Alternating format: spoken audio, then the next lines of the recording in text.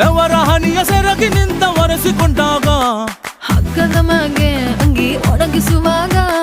ನಿನ್ನ ಮೈಯ ವಾಸನೆಯು ನೆನಪಾದಾಗ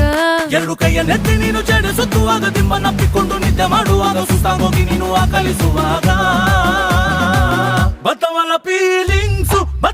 ಫೀಲಿಂಗ್ಸು ಬಂದು ಬಂದು ಮುಚ್ಚಾಗ್ತಾವೆ ಫೀಲಿಂಗ್ಸು ಬತ್ತವಲ್ಲ ಫೀಲಿಂಗ್ಸ್